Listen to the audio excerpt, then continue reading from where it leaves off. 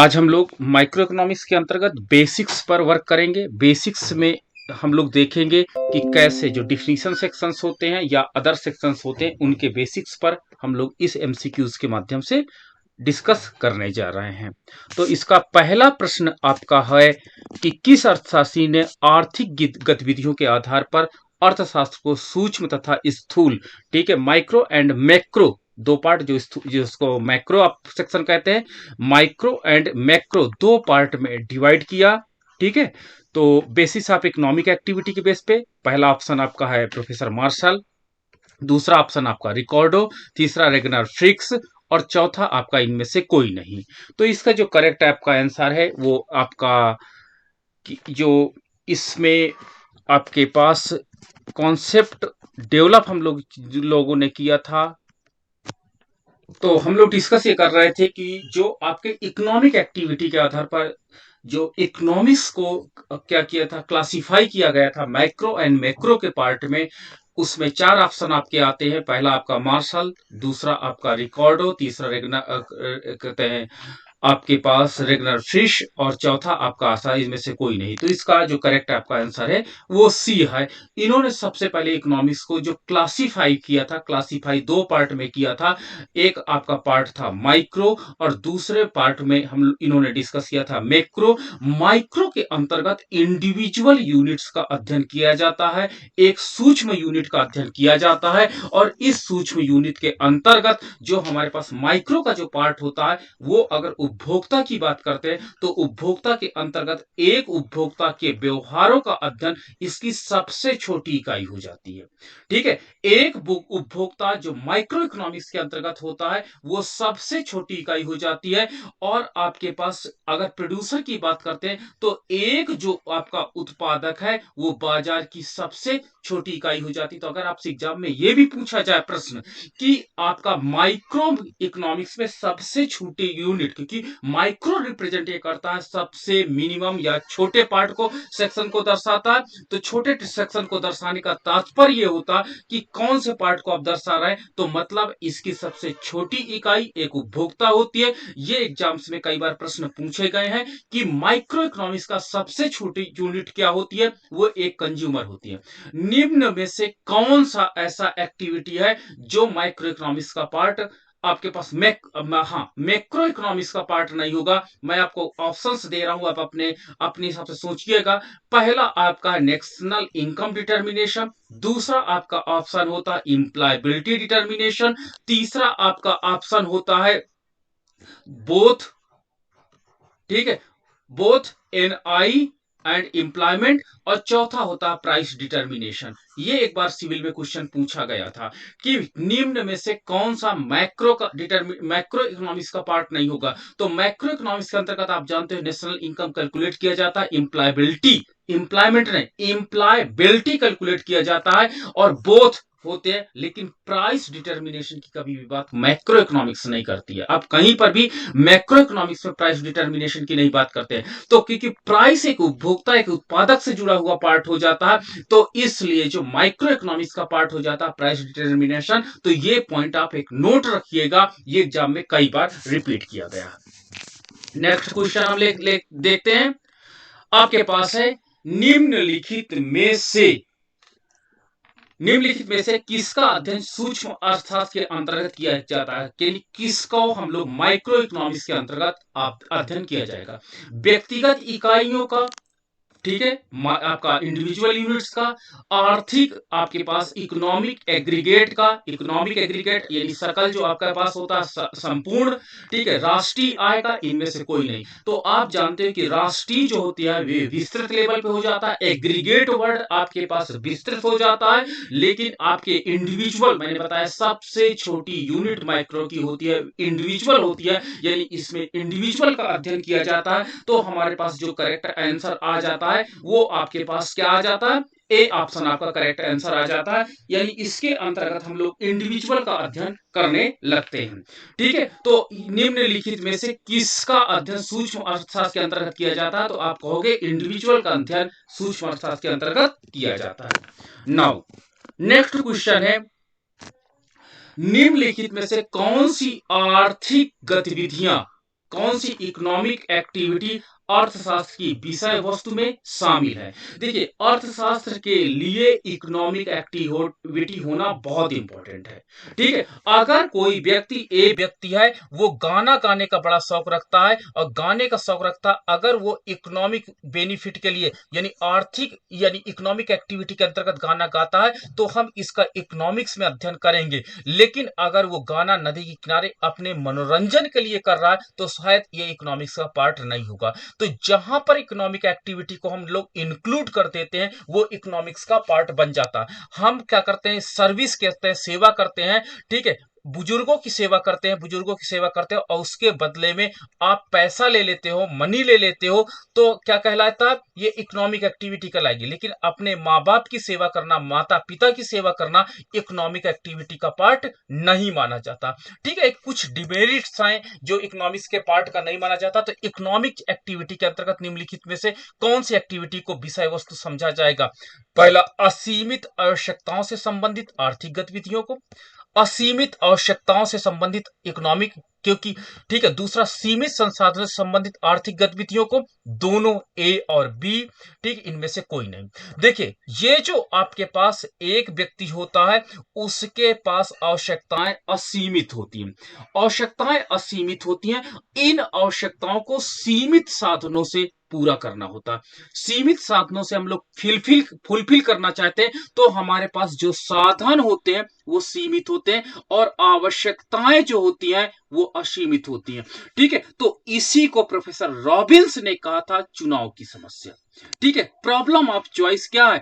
Problem of choice जो है वो वास्तव में सीमित संसाधनों द्वारा असीमित आवश्यकताओं को पूरा करना आपका प्रॉब्लम ऑफ चॉइस है।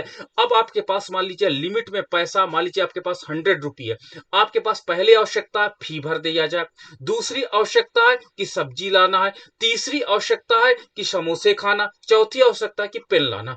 अब इन चारों में से आप एक इकोनॉमिक एक्टिविटी को पूरा कर सकते हो, एक आर्थिक क्रिया को पूरा कर सकते हो इन चारों में से। तो इन चारों एक्टिविटी में से जो इकोनॉमिक एक्टिविटी सबसे इंपॉर्टेंट होगी, आप उसको फुलफिल करोगे। तो वास्तव में इकोनॉमिक्स में प्रोफेसर रॉबिन्स ने अपनी डिफिनेशन में बताया था कि economics that studies human behaviour, जो आपके पास मानव व्यवहार का अध्ययन करता और प्रॉब्लम ऑफ चॉइस की प्रॉब्लम को सॉल्व करता। प्रॉब्लम ऑफ चॉइस का मतलब होता है कि हमारे पास अनलिमिटेड वांट्स हैं, हमारी आवश्यकताएं बहुत अधिक हैं और इन आवश्यकताओं को पूरा करने के लिए हमारे पास संसाधन बहुत सीमित है। हमारे पास जो संसाधन है वो बहुत लिमिटेड है और इन लिमिटेड संसाधन से हम अपनी इकोनॉमिक एक्टिविटी को फुलफिल करते हैं, अपनी इकोनॉमिक एक्टिविटी को कंप्लीट करते हैं। तो वास्तव में प्रोफेसर रॉबिन्स की डिफिनीशन को सबसे अधिक साइंटिफिक माना गया है। ठीक है, तो अगर आपको साइंटिफिक डिफिनीशन की बात की जाए तो प्रोफेसर रॉबिन्स की है और व्यवहारिक सबसे ज्यादा प्रोफेसर मार्शल की डिफिनीशन मानी गई है। ये पॉइंट आप नोट रखिएगा। तो ये रॉबिन्स की डिफिनीशन को क्लियर कर रहा है, इसलिए सी ऑप्शन यहां पर करेक्ट ऑप्शन हो जाता है। नाउ नेक्स्ट क्वेश्चन आपका है, आर्थिक समस्या का ढांचा किस आधार पर स्थापित किया गया है? ठीक है, तो आर्थिक समस्याओं जो इकोनॉमिक प्रॉब्लम होती है, आप ये देखिएगा, this is the philosophical value है। फिलोसफिकल वैल्यू है जो आपके पास इकोनॉमिक प्रॉब्लम है। इकोनॉमिक प्रॉब्लम क्या है? ठीक है, इकोनॉमिक प्रॉब्लम की अगर हम बात करते हैं तो इकोनॉमिक प्रॉब्लम यहां पर क्या है कि हमारे पास सबसे बड़ी प्रॉब्लम यही है कि हमारे पास वांट्स जो है, हमारी इच्छाएं वो अनलिमिटेड है। जो हमारी इच्छाएं होती हैं वो अनलिमिटेड है और हमारे पास जो संसाधन है, फैक्टर्स हैं, वो लिमिटेड है। फैक्टर्स हमारे पास लिमिटेड है। इस अनलिमिटेड वांट्स को जब हम निश्चित फैक्टर से फुलफिल करते हैं तो यही सबसे बड़ी इकोनॉमिक प्रॉब्लम होती है और इस प्रकार आपका ऑप्शन सी करेक्ट हो जाता है। और ऑप्शन ये सी करेक्ट ये कहता है कि आपके पास दोनों सीमित संसाधन और असीमित चाहत यानी वांट्स, आपके पास असीमित आवश्यकताओं को सीमित संसाधनों द्वारा अगर फुलफिल करते हैं तो यही इकोनॉमिक प्रॉब्लम सबसे बड़ी है। अब जैसे गवर्नमेंट गवर्नमेंट क्या करती है, गवर्नमेंट भी यही क्राइटेरिया को अपनाती है। गवर्नमेंट क्या करती है, गवर्नमेंट के पास भी रिसोर्स कम होते हैं, संसाधन कम होते हैं और कम साधनों से अधिक अचीव्ड करने का प्रयास करते हैं। तो यहां पर भी इकोनॉमिक प्रॉब्लम हो गई। क्या प्रॉब्लम हो गई कि किस पैसे को, किस संसाधन को कहां पर खर्च किया जाए।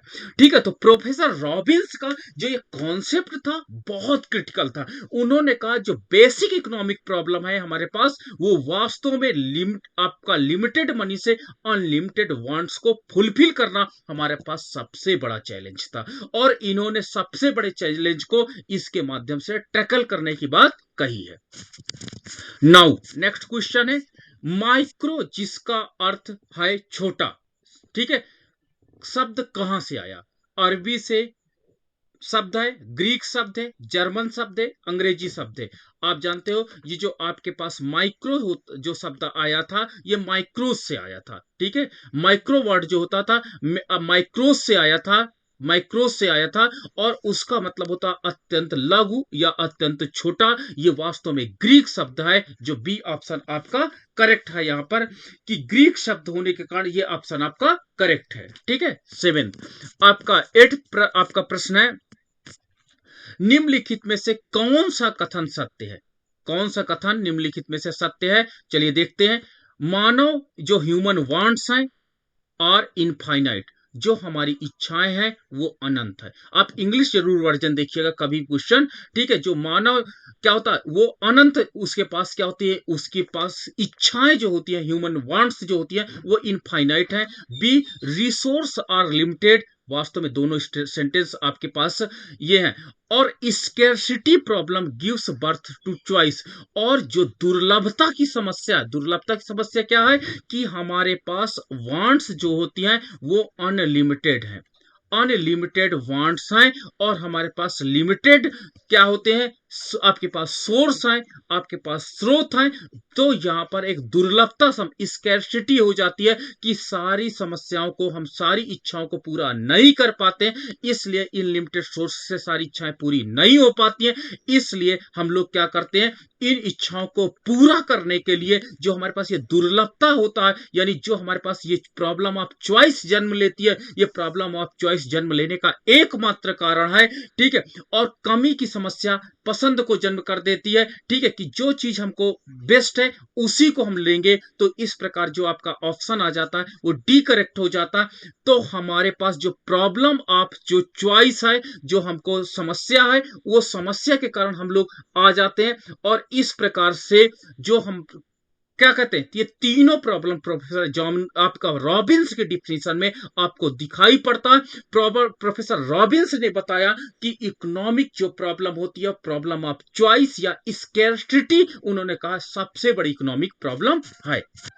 तो सबसे बड़ी इकोनॉमिक प्रॉब्लम आपके पास स्कैर्सिटी हो जाती है। अगला पॉइंट आपका हो जाता है, अगला पॉइंट है निम्नलिखित में से कौन सा कारक संसाधनों की मुख्य विशेषताएं हैं।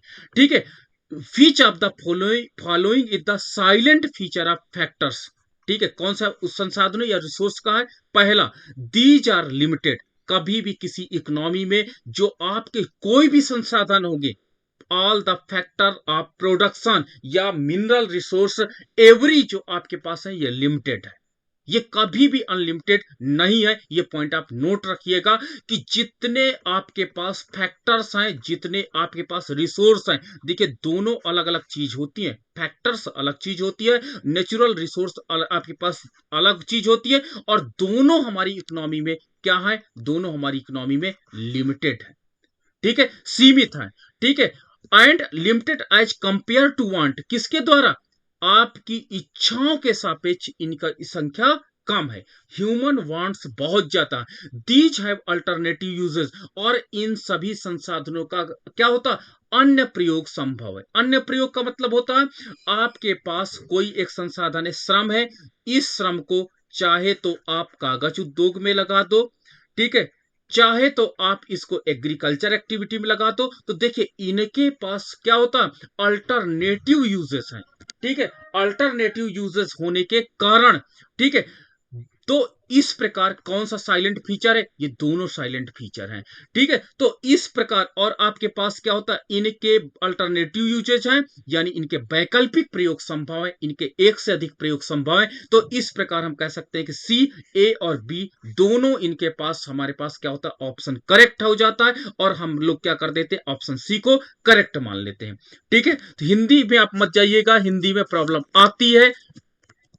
नेक्स्ट है आपके पास, which of is central problem of an economy? एक अर्थव्यवस्था की सबसे मुख्य समस्या, सेंट्रल प्रॉब्लम, मुख्य समस्या क्या है? Allocation of resource, yes, allocation of resource main problem. B, optimum utilisation of resource, जो आपके पास संसाधन है उनका बेस्ट यूज करना, एंड इकोनॉमिक डेवलपमेंट। ठीक है, आपके पास इकोनॉमी में जो सबसे बड़ी प्रॉब्लम होती है कि जो मेरे पास एलोकेशन ऑफ रिसोर्स है उनको मैं कहां लगाऊं। ठीक है, पहली सबसे बड़ी सेंट्रल प्रॉब्लम है भारतीय अर्थव्यवस्था में या किसी भी अर्थव्यवस्था में कि जो हमारे पास रिसोर्स होते हैं उनको हम लोग कहां लगाएं। दूसरा, optimum optimum utilisation of the resource, जो भी मेरे पास संसाधन है उनका बेस्ट यूज किया जाए। बेस्ट यूज का मतलब होता है कि हम ऐसा प्रयोग करें जो से यूटिलिटी मैक्सिमाइजेशन हो जाए। ठीक है, यूटिलिटी मैक्सिमाइजेशन हो जाए। अब देखिए, आपके पास ट्री है, ट्री से आपको पेपर बन जाता है, आप जानते हो कि इससे मैं पेपर बना सकता हूं। तो ये यूटिलिटी ट्री देता तो है हमको, लेकिन ट्री से शायद ऑक्सीजन एक बेस्ट ऑप्शन हो सकता है ना।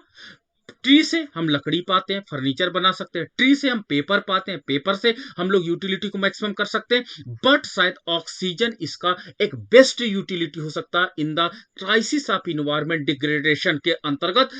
तो ये हम कह सकते हैं कि ये तीनों जो आपकी समस्याएं इसमें दी गई हैं वो सेंट्रिक प्रॉब्लम है, ये आपके पास मुख्य समस्या है, और ये ऑल ऑफ एबव यानी D option is the correct option आपका हो जाता है। नाउ नेक्स्ट क्वेश्चन आपका है, निम्नलिखित में से कौन एक प्रकार की आर्थिक गतिविधि है जो आपके पास economic, which of the following is a type of economic activity, इसको इकोनॉमिक एक्टिविटी के अंतर्गत आप लोगे। ठीक है, कौन सी आपकी प्रॉब्लम यहां पर इकोनॉमिक एक्टिविटी के अंतर्गत कैलकुलेट की जाएगी? पहला, प्रोडक्शन। क्या प्रोडक्शन इकोनॉमिक एक्टिविटी है? आप कहोगे यस। इकोनॉमिक एक्टिविटी की डिफिनीशन क्या होती है? टू इंक्रीज, क्या करना, टू इंक्रीज यूटिलिटी या टू इनहेंस द यूटिलिटी। अगर किसी में यूटिलिटी को हम लोग इंक्रीज कर देते हैं, या टू डिक्लाइन द यूटिलिटी, या उससे यूटिलिटी डिक्लाइन कर देते हैं, तो ये इकोनॉमिक एक्टिविटी हमारे पास हो जाती है, और जिसका मॉनेटरी वैल्यू हो। ठीक है, जिसकी मॉनेटरी वैल्यू हो। ठीक है, तो ये तीन चीजें आपस में मिल जाती हैं। तो अगर होता तो प्रोडक्शन, ये इसमें यूटिलिटी इंक्रीज होती है, साथ ही साथ that have the monetary value. Okay, consumption, it is also economic activity. ठीक है, exchange and investment, this is also economic activity. All of these, यानी डी ऑप्शन आपका करेक्ट हो जाता। ये जितनी भी हमारे पास इकोनॉमिक एक्टिविटी है, this is called economic activity, और ये हमारे पास इकोनॉमी में क्या होता है, हम इनका यूज करते हैं, इसलिए हमारे पास क्या होते हैं, ये इकोनॉमिक एक्टिविटी का पार्ट बन जाता है। नाउ नेक्स्ट क्वेश्चन आपका है, टू विच फैक्टर, कौन सा संसाधन है वो economic problem is basically related to which factor economic problem, आर्थिक समस्या मूल रूप से किस कारक से संबंधित है? कौन सा कारण है जो इकोनॉमिक प्रॉब्लम को बरताता, दर्शाता है? पहला आपका है प्रॉब्लम ऑफ चॉइस। क्या ये प्रॉब्लम ऑफ चॉइस सबसे बड़ी समस्या है? बी, कंज्यूमर सिलेक्शन, उपभोक्ता का चुनाव।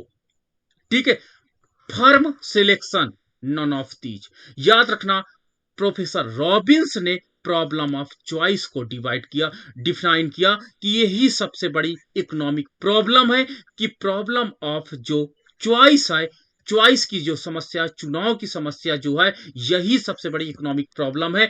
आज आप अपने लाइफ में कैरियर का चुनाव कर रहे हो, ठीक है, प्रॉब्लम ऑफ चॉइस, आप इकोनॉमिक एक्टिविटी का काम कर रहा है। तो कोई भी अर्थव्यवस्था सबसे बड़ी प्रॉब्लम होती है प्रॉब्लम ऑफ चॉइस की, और प्रॉब्लम ऑफ चॉइस का मतलब होता है कि लाइफ में हमारे पास अल्टरनेटिव प्रयोग तो संभव है।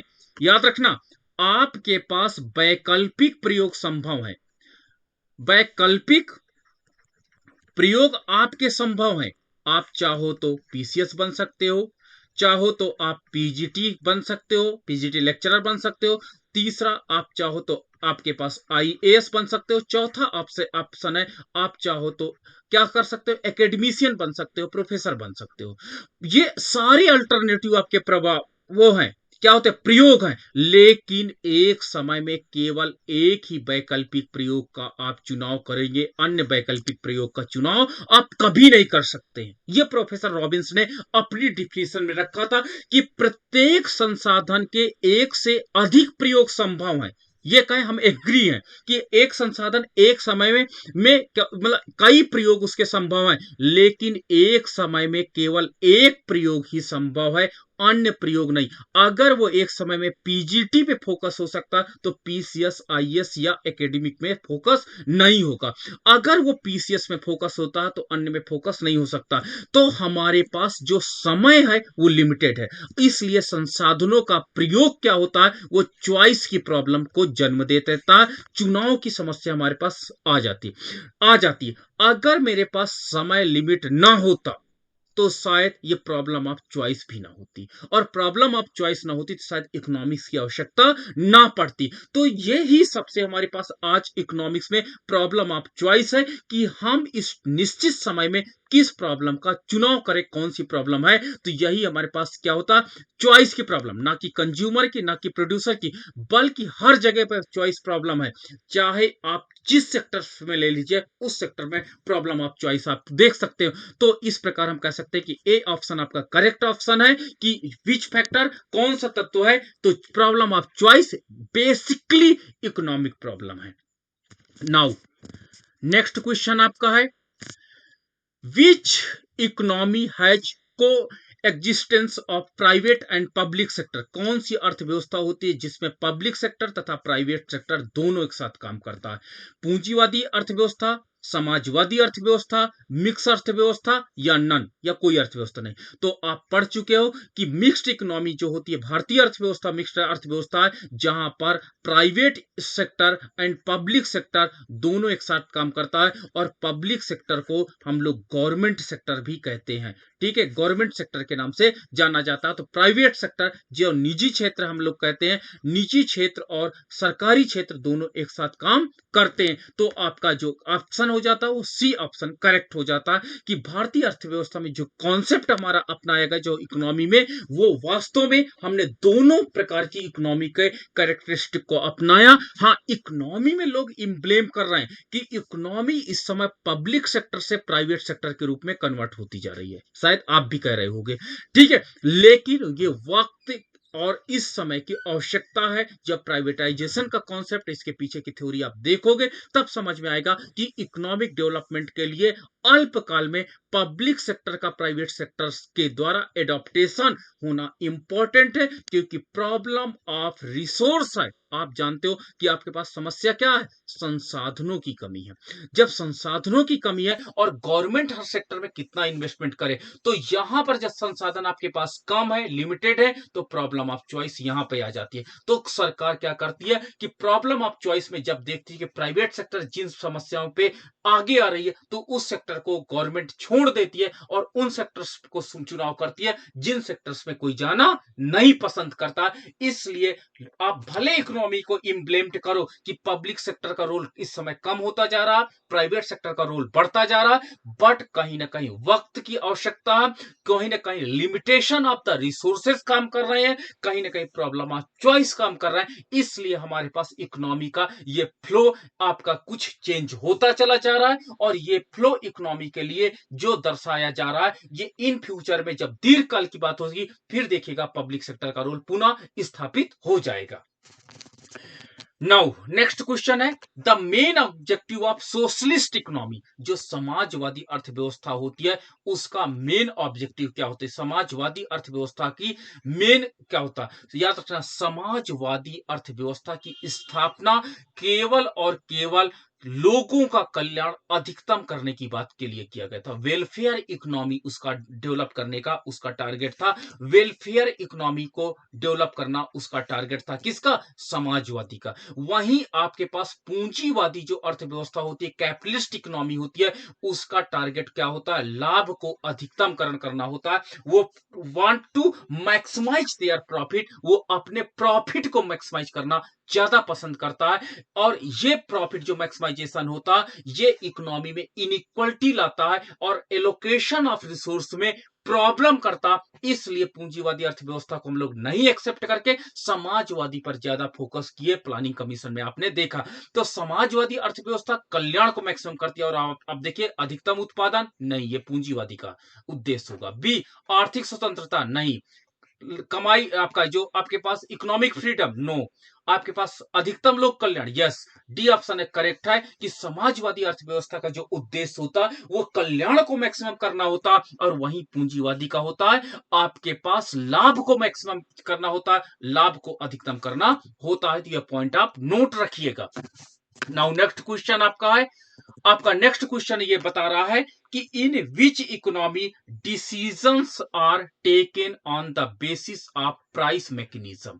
वो कौन सी अर्थव्यवस्था होती है जहां पर कोई भी निर्णय, जिस अर्थव्यवस्था में कोई भी निर्णय वो मूल्य क्या होते हैं, मूल्य आपके पास कार्यकरण के आधार पर यानी प्राइस मैकेनिज्म के आधार पर निर्धारित किया जाता है। ठीक है, अगर प्राइस अच्छा मिलता तो ये करेंगे, अगर प्राइस अच्छा नहीं मिलता तो ये। तो जो प्राइस मैकेनिज्म है, जो मूल्य मशीनीकरण है, मशीनी तंत्र है, उसके आधार पर निर्धारित किया जाता। तो आपके पास पहला ऑप्शन है सोशलिस्ट, दूसरा ऑप्शन है कैपिटलिस्ट, तीसरा मिक्स्ड, चौथा ऑल ऑफ दीज। तो इसमें आप याद रखिए पूंजीवादी अर्थव्यवस्था में ऐसा पाया जाता है। पूंजीवादी अर्थव्यवस्था में जो प्राइस होता है, हायर प्राइस जो होता है, वो मोटिवेशन का काम करता है। ठीक है, वो मोटिवेशन का काम करता है। और ये मोटिवेशन का जो काम करता है क्यों? क्योंकि ये प्रॉफिट इनहेंस कर देता।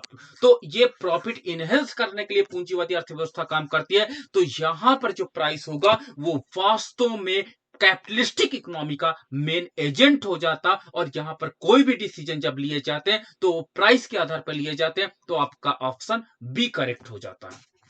नाउ नेक्स्ट आपका है विच of the following is a source of production. निम्नलिखित में से कौन जो है जो उत्पादन का संसाधन है, उत्पादन के स्रोत है। ठीक है, आपका पहला लैंड, यस ये उत्पादन का स्रोत है। आपका पास लेबर, यस लेबर भी आपका प्रोडक्शन बढ़ा सकता है। कैपिटल, यस उत्पादन को बढ़ा सकता है। ऑल ऑफ दीज, हाँ ये सारे उत्पादन के संसाधन है। और मैंने बोला था कि उत्पादन का मतलब टू इनहेंस द यूटिलिटी। आपके पास क्या होता है? यूटिलिटी को इंक्रीज करना होता है, यूटिलिटी को बढ़ा देना होता है। ये सारे मेथड से आप यूटिलिटी को बढ़ा देते हो, अतः आपका डी ऑप्शन करेक्ट हो जाता है। अर्थात ये प्रोडक्शन के संसाधन माने जाते हैं। नाउ नेक्स्ट क्वेश्चन आपका हो जाता है who said economics is the science of wealth. किसने कहा था अर्थशास्त्र धन का विज्ञान है? प्रोफेसर एडम स्मिथ ने जब 1776 में अपनी बुक लिखी द वेल्थ ऑफ नेशन, इसकी पूरा बुक का नाम आप खुद जानते होंगे। इसमें एडम स्मिथ ने कहा कि इकोनॉमिक्स क्या है, इनसे पूछा गया तो इन्होंने कहा अर्थशास्त्र धन का विज्ञान है, अर्थात मनी से रिलेटेड, अर्थात वेल्थ से रिलेटेड। जब हम किसी साइंस का अध्ययन करते हैं तो वास्तव में वो आपका क्या हो जाएगा? वो इकोनॉमिक्स होगी। ठीक है, जिसकी बड़ी आलोचना की गई। और बड़ी आलोचना की गई कि इकोनॉमिक्स को केवल आपने वेल्थ तक लिमिट कर दिया गया, वेलफेयर से कोई आपको मतलब ही नहीं रखा गया। तब जाकर के प्रोफेसर मार्शल आए और मार्शल ने बड़ी व्यवहारिक किया कि ह्यूमन वेलफेयर को मैक्सिमम करना इकोनॉमिक्स का टारगेट है। मानव कल्याण को अधिकतम करना, मानव के भौतिक कल्याण को अधिकतम करना इनका उद्देश्य था। याद रखना मानव कल्याण आपका आध्यात्मिक भी होता है। आप कभी कभी क्या करते हैं? आप योगा करते हो, ठीक है, आप क्या करते हैं मॉर्निंग में, आप अदर एक्टिविटी को अपनाते हो तो भी आपका वेलफेयर मैक्सिमम होता है। आपको एक प्लीजर की महसूस होता है, वो नहीं प्रोफेसर मार्शल ने कहा था कि भौतिक कल्याण को मैक्सिमम करना जो होता है वो इकोनॉमिक्स का टारगेट होता है। फिर इन्होंने क्या हुआ, ह्यूमन कल्याण तक ही इन्होंने लिमिटेड किया, और प्रोफेसर रॉबिन्स आए और रॉबिन्स ने कहा कि ये प्रॉब्लम ऑफ चॉइस से संबंधित साइंस है, प्रॉब्लम ऑफ चॉइस को रिप्रेजेंट करता है, यानी जहां पर अनलिमिटेड वांट्स हो और लिमिटेड आपके पास संसाधन हो, वहां पर आपके पास प्रॉब्लम ऑफ चॉइस आ जाती है, और प्रॉब्लम ऑफ चॉइस जब आ जाएगी तो आपको वास्तव में ये साइंस रिप्रेजेंट करेगा।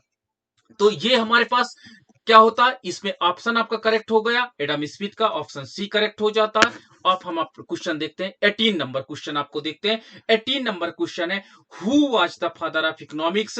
फादर ऑफ इकोनॉमिक्स कौन है, तो फादर ऑफ इकोनॉमिक्स आप जानते हो कि एडम स्मिथ कहा जाता है, फादर ऑफ इकोनॉमिक्स। चलो चैट बॉक्स में आप नोट करो, चैट बॉक्स में बताइए मदर ऑफ इकोनॉमिक्स कौन है, ये आपका होमवर्क चैट बॉक्स में डालिए। ठीक है, मदर ऑफ इकोनॉमिक्स कौन है, ये आपकी जिम्मेदारी, बताओ हमें। ठीक, चैट बॉक्स के अंतर्गत। तो इस प्रकार फादर ऑफ इकोनॉमिक्स कहा जाएगा क्योंकि यहीं से इकोनॉमिक्स का क्या हुआ कि इन्होंने इकोनॉमिक्स की अवधारणा को साइंटिफिक रूप प्रदान किया, तो ये आपका आपका फादर ऑफ इकोनॉमिक्स के नाम से जाने जाते हैं। तो एडम स्मिथ आपका करेक्ट ऑप्शन हो जाता है, that is C correct option आपका हो जाता है। नाउ नेक्स्ट क्वेश्चन आपका हो जाता है, who gave the definition of economic related welfare. जो वेलफेयर कल्याण से संबंधित जो डिफिनीशन है उसने किसने दिया था, तो अभी मैंने आपसे डिस्कस किया कि कल्याण से संबंधित परिभाषा एडम स्मिथ ने धन से संबंधित दिया, मानव के भौतिक कल्याण से संबंधित परिभाषाएं जो आपको दिया वो प्रोफेसर मार्शल ने दिया था। ठीक है, लेकिन याद रखना सैमुअल्सन ने और इस थ्योरी को आगे डेवलप भी किया। आप ये याद रखना, मॉडर्न जो वेलफेयर थ्योरी होती है, कार्टर हिक्स की थ्योरी का भी आप पढ़िएगा, वो वेलफेयर से रिलेटेड बहुत अधिक इंपॉर्टेंट थ्योरी हो जाती है। तो अगर आपके पास मार्शल है, ठीक है, मार्शल ने ओरिजिनेट किया और थोड़े से कल्याण की बात, एक कल्याण पर एक थोड़ा सा पहलू अपना रखा, लेकिन बाद में सैमुअल्सन ने इस थ्योरी को बहुत प्रॉपरली डेवलप किया, जो पीगू जनक कहलाते हैं नया कल्याण शास्त्र के नाम से, और सैमुअल्सन ने इस थ्योरी को और अधिक डेवलप किया। तो इन दोनों ऑप्शंस को आप बहुत केयरफुली देखिएगा। ठीक है, तो इसमें आपका ऑप्शन आपका बी करेक्ट हो जाता एंड आपका ऑप्शन डी भी करेक्ट माना जाएगा। नाउ नेक्स्ट क्वेश्चन आपका है, the word of micro the firstly used by, किसके द्वारा किया गया, रेगनर फ्रिक्स के द्वारा किया गया, और उसने ही सबसे पहले डिवाइड किया हमारे पास इकोनॉमिक्स को माइक्रो एंड मैक्रो पार्ट में डिवाइड किया गया, आपका क्लासिफाई किया गया। तो इस प्रकार से हमारे पास रेगनर फ्रिक्स आ जाते हैं। अगला हमारे पास प्रश्न आ जाता है, विच of the following is not factor of production. निम्नलिखित में से कौन सा उत्पादन का संसाधन नहीं है। विच of the factor is the not, क्या होता है, फैक्टर ऑफ प्रोडक्शन नहीं है। लैंड आपका उत्पादन का संसाधन है, लेबर है, ठीक है, मनी नहीं, मनी डायरेक्टली नहीं है, इनडायरेक्टली है। कैपिटल तो है बट मनी डायरेक्टली नहीं है, ये इट इज नॉट इंटरलिंक। तो आपका उत्पादन के संसाधन क्या कौन कौन से होते हैं, पहले तो आपका भूमि होता है, दूसरा आपका श्रम होता है, तीसरा आपका क्या होता है, पूंजी होती है, चौथा आपका साहसी होता है, ठीक है, और पांचवा आपका संगठन होता। ये आधुनिक जो आपके पास डेफिनेशन है, इसके अंतर्गत ये उत्पादन के 5 संसाधन होते हैं जिसके मदद से एक उत्पादक उत्पादन की क्रिया को संपन्न करता है। तो देखिए इसमें मनी का कहीं नाम नहीं है, तो इस प्रकार सी ऑप्शन आपका इनकरेक्ट ऑप्शन हो जाता है। नाउ नेक्स्ट क्वेश्चन आपका है, the central problem of economy. ठीक है, जो अर्थव्यवस्था की मुख्य समस्या है वो क्या है, अर्थव्यवस्था में जो मुख्य समस्या है, मेन समस्या हो वो क्या है। व्हाट टू प्रोड्यूस, क्या उत्पादन किया जाए, हाउ टू प्रोड्यूस, कैसे उत्पादन किया जाए, हाउ टू डिस्ट्रीब्यूट, कैसे इसका वितरण किया जाए, जो आपके पास होती है। तो याद रखना, इकोनॉमी में जो प्रॉब्लम होती है, सेंट्रल प्रॉब्लम, ये तीनों प्रॉब्लम होती है, और इन तीनों से रिलेटेड हम लोग थ्योरी को पढ़ते हैं कि इकोनॉमी में क्या उत्पादन किया जाए, कैसे उत्पादन किया जाए, और इनका वितरण कैसे किया जाए। ये इकोनॉमी की मेजर प्रॉब्लम्स होती है, इनका भी हम लोग डिस्कशन करेंगे। ठीक है, डिस्कशन करते हैं माइक्रो के अंतर्गत, मैक्रो के अंतर्गत करते हैं। तो इसमें जो आपका डी ऑप्शन होता है वो करेक्ट ऑप्शन आपका हो जाता है। तो ये हमने आज जो प्रश्न आपसे पूछे, ये बेसिक इकोनॉमिक्स का पार्ट बन जाता है। अगर किसी भी छात्र को ये सारे पॉइंट आना बहुत अधिक इंपॉर्टेंट है, और बिना इसके वास्तव में वो उसका प्रॉपरली इकोनॉमिक जो आपके पास अप्रोच होता वो डेवलप नहीं हो सकता है। तो ये आपके पास इकोनॉमिक्स की सारी मैंने थ्योरी आपके साथ